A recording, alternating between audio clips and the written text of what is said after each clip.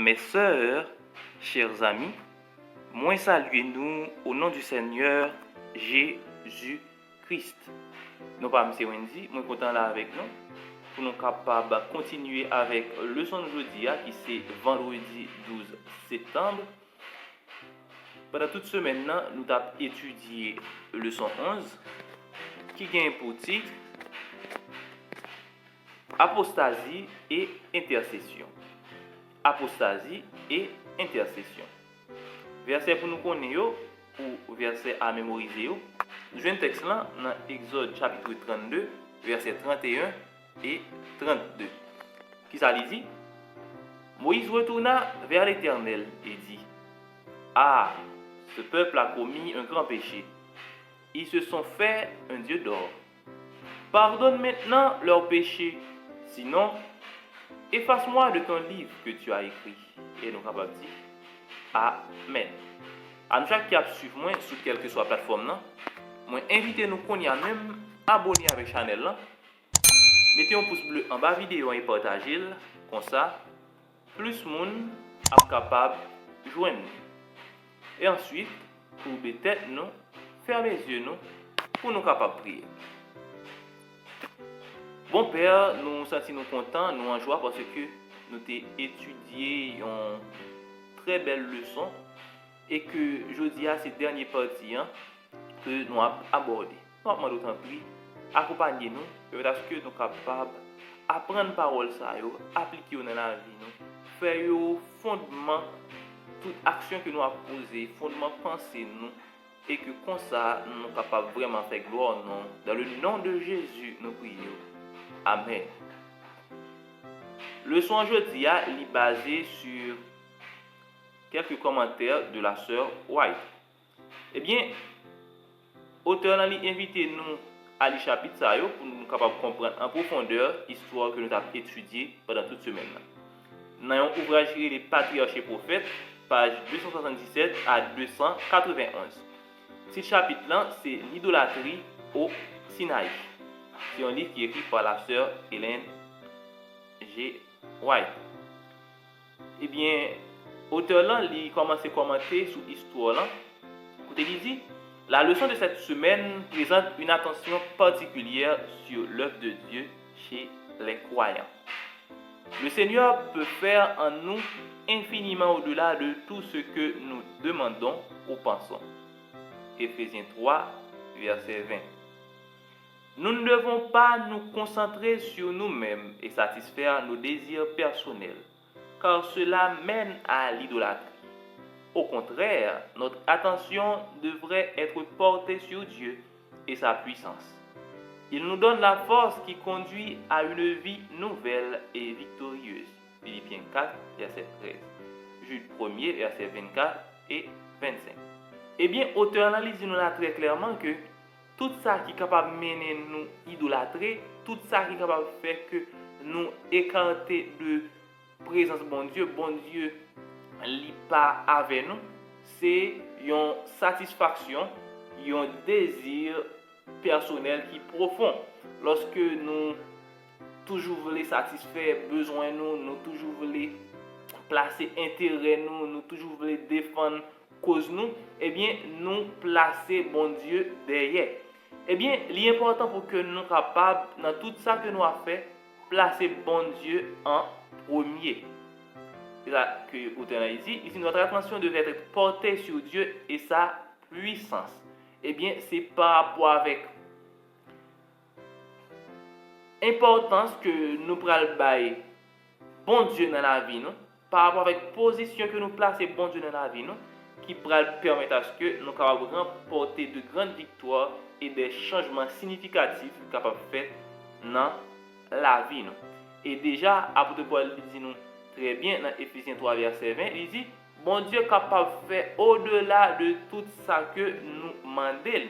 Mais pour lui faire au-delà de tout ça que nous demandons, nous ne sommes pas capables de dire que c'est lorsque nous-mêmes ne comptons pas nous avons cherché à satisfaire des désirs nous. Eh bien, laisse ça, nous placer bon Dieu derrière, eh bien, nous voulons pour pas nous capables de lutter pour ça que nous aimons. L'important pour que nous capables de mettre bon Dieu dans tout ça que nous avons fait, et comme ça lui-même, il est capable vraiment rendre nous heureux. Et nous sommes capables de remarquer un commentaire que la sœur White fait, côté il dit, d'ailleurs le châtiment d'Horeb était dicté par l'amour aussi bien que par la justice. Dieu est le gardien de son peuple, autant qu'il en est le souverain. S'il retranche les pécheurs endurcis, c'est de crainte qu'il n'en entraîne d'autres à la ruine. Si Dieu a épargné par exception la vie de Caïn, c'est pour démontrer à l'univers ce qui résulte de l'impunité du péché. C'est à l'influence de sa vie et de ses enseignements sur ses descendants qu'il faut attribuer la corruption qui appela la destruction du monde par le déluge. L'histoire des antédiluviens prouve qu'une longue vie n'est pas un bienfait pour les pécheurs.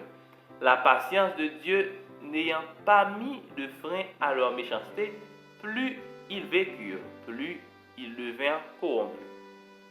Il en fut ainsi de l'idolâtrie au Sinaï. Si un prompt châtiment n'avait réprimé la révolte, on eût assisté au même résultat.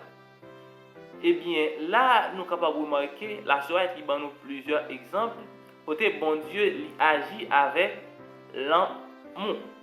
Même jugement bon Dieu, c'est un jugement d'amour. Eh bien, il prend exemple Caïn pour nous, et il prend exemple les nations avant le déluge, comment nation ça yo été corrompu. C'est ça qui fait que bon Dieu il d'après détruire. Et il dit nous là très clairement que une longue vie, une longue année, de longues années, il n'est pas toujours bon pour un humain. Parce que ça, il est capable de rendre ni vin corrompu. Mais il y a des exceptions dans la Bible même que nous sommes capables de joindre des gens qui ont gagné une bonne relation avec bon Dieu, tels que Enoch, Moïse, Daniel et tant d'autres qui ont gagné Job, qui ont gagné une très bonne relation avec bon Dieu. Eh bien, l'homme de par nature, nous connaissons ça, il a gagné péché à la caille.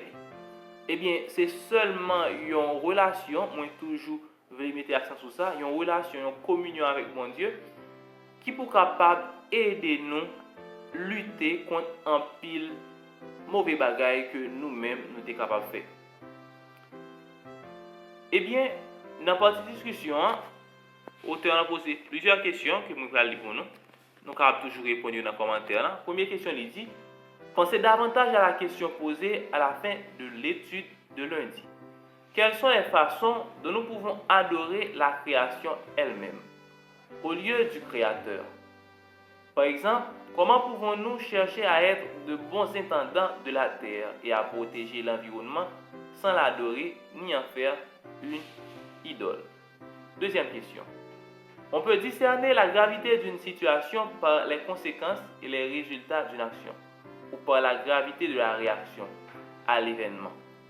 Pourquoi Moïse avait-il ordonné l'exécution de ceux qui refusaient obstinément de se repentir et persistaient dans leur rébellion contre Dieu et son enseignement? Pourquoi l'expiation par substitution est-elle le seul modèle véritablement conforme à l'Évangile? Et pourquoi toute théorie qui en nie ou en minimise l'aspect substitutionnel constitue-t-elle une erreur théologique majeure? Lisez 1 Pierre 2, verset 24. Comment ce passage révèle-t-il de manière puissante l'idée de Jésus en tant que notre substitut?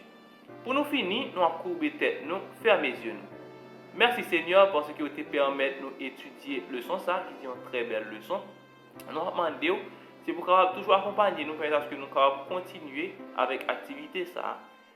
Et comme ça, nous capables mieux préparer pour ton avènement. Au nom de Jésus, nous prions. Amen.